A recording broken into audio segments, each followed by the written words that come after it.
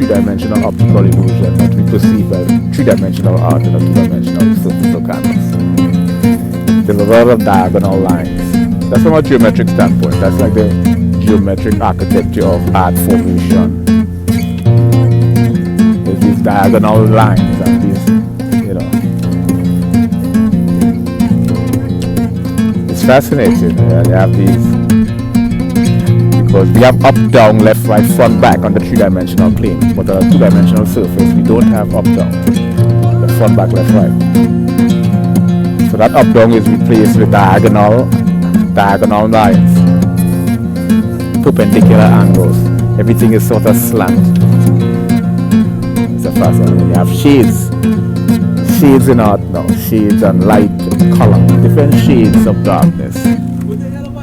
Like how water is illustrated through art is a fascinating phenomenon, because water is a mixture of light and darkness. And how water emerges in art on a two-dimensional surface is when a certain, you see, with darkness and light, it has to be set, the frequency, the shades have to be set at a very specific opacity. So if the darkness is set at a very specific opacity, and the light